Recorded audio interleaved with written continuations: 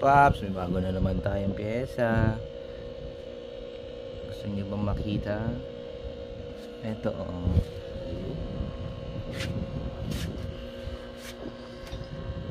Bago na naman ikakabit. Bagong luho. Bagong alahas ng aking motor.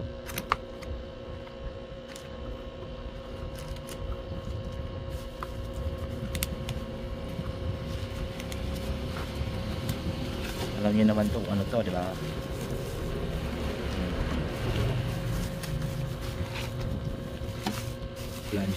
Flange hub.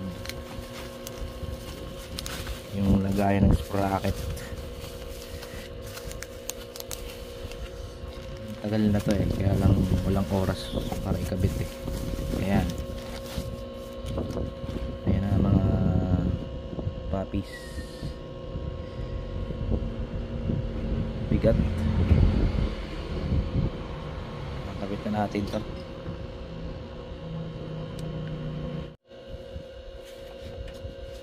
Yan, nakagas na natin. Hindi ko na pinakita yung paano kinagas yung gulong. Tanggalin na natin.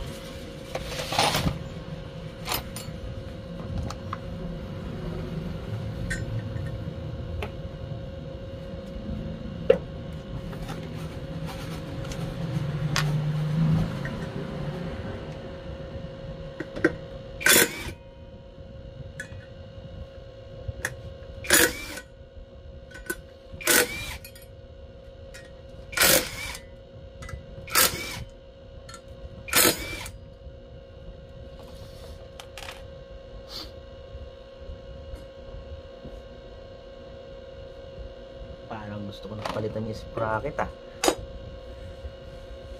Ito daw kailangan to painitan. Initan natin ito.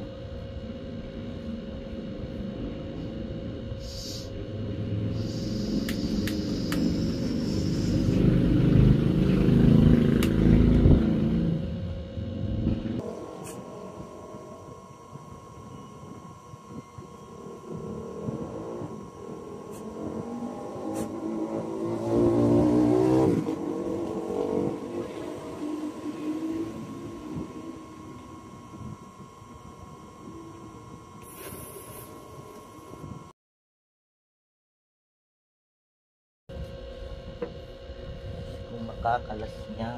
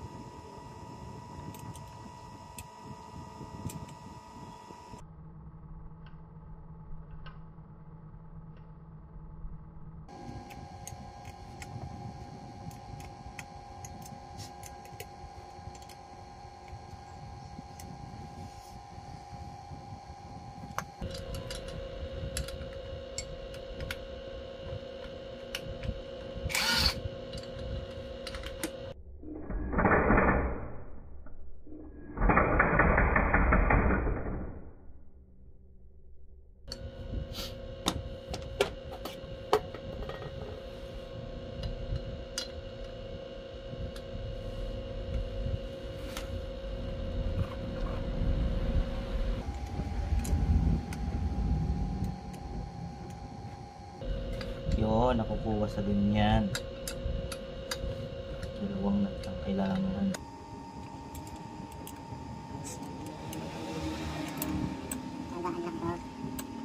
Dami pa niya, lima pa.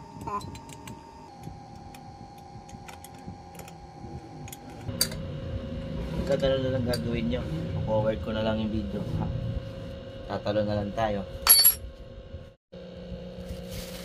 O yan, nakikita ko na. Nilagay ko na yung mga bolts. Medyo matagal talaga. Tiyagaan.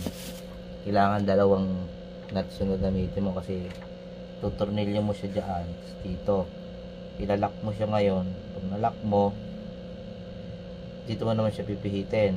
Maganda talaga kung may gamit ka na ganito, pang lock mabilis. Kasi pag nalock mo na siya, dito mo naman siya pipihitin pag wag. Kasi napainitan mo na dito. Yun, nailipat ko na lahat dyan. Tiyaga lang, medyo masakit lang din sa kamay. Ang gagawin naman natin is ilipat ko tong bearing. Yan. Nakuha ko na doon sa stock eh. Ito na yung bearing. Oh. Hindi na pinakita. Medyo madali lang makalasin yan.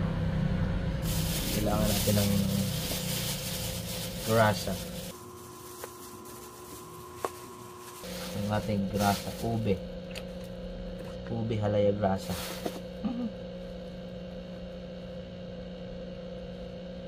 Siyempre lagyan natin to para tumagal ang buhay ng ating bearing. Lagyan natin ng grasa.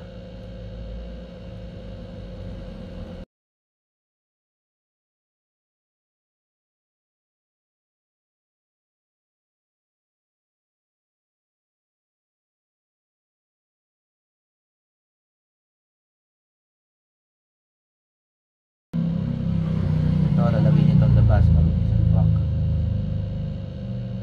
Kailangan talaga yan. Tapos dito.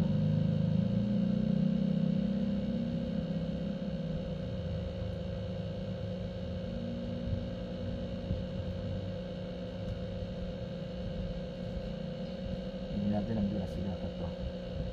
Alam nyo kung bakit. Para hindi dumikit. Pag magpapalit ka ng bearing, madaling kalasin ulit. Iwas din corrosion ng aluminum.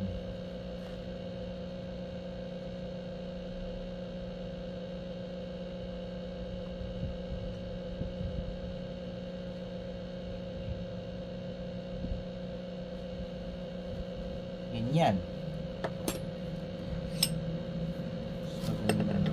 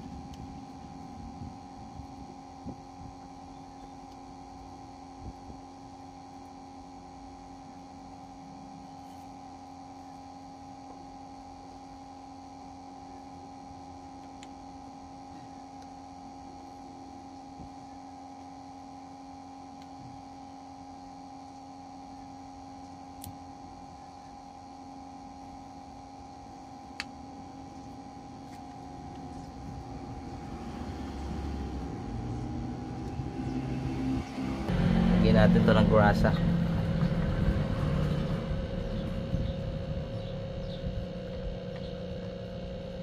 Nakita ko nilalagay na ng grasa eh. Nagayahin ko na lang din. Sa mga big bike na lagyan nila yan. Pero iwas dikit. I don't know why.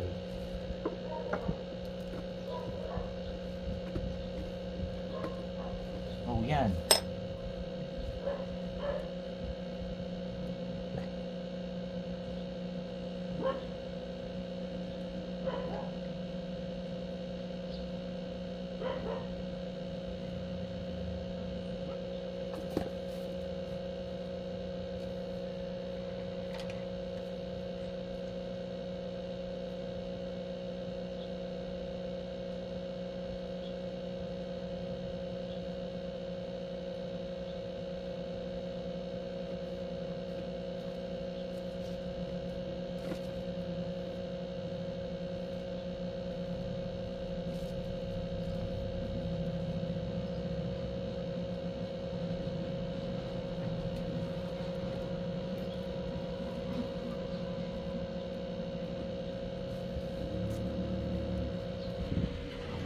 Oh, ito na, malinis-linis na. Nakabit na natin to.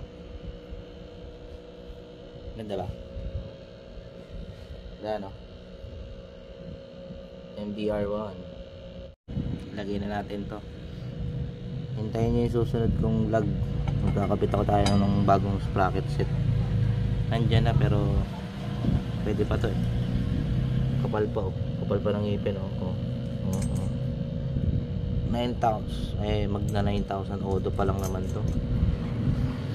Lagyan muna natin itong stock na meron din kasi tayong CNC na nut dito eh.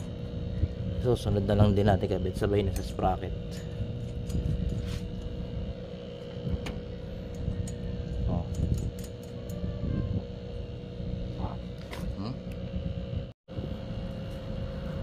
Bitan na natin.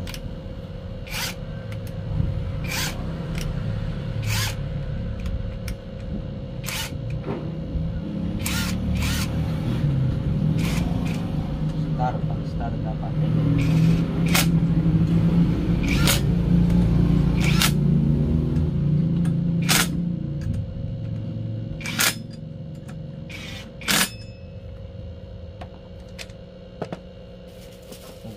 Masyadong gagamit ng power tools pag hindi mo kontrolado yung lakas, kaya may inom pa rin yung manual ka.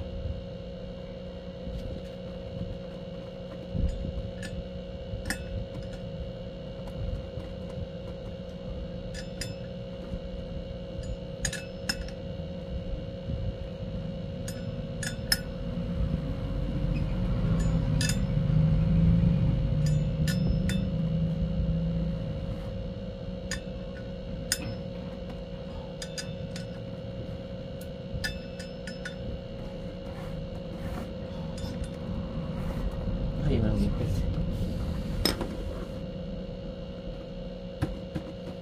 Ayan. Ganda na. Okay, sorry. Ganda na.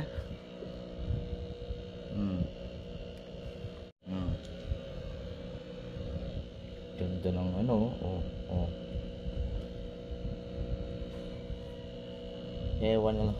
Ewan ko lang, kapitin ng dumi yan. Bahala na. Pahirapan na naman sa linis to.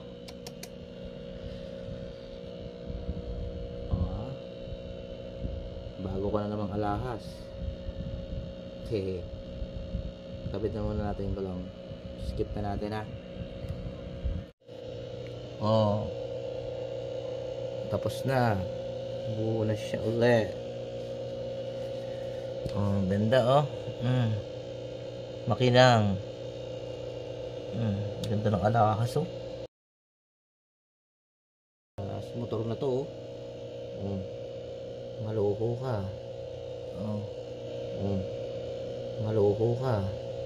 Ang tsura niyan CNC. Grabe naman. Susunod, hintayin nyo yung aking sprocket naman. Maganda yun. Sasabay ko sana kaya hindi na kaya ng oras eh. Pumugi. Sineyos, baka naman. Sa kabila. Pugi oh.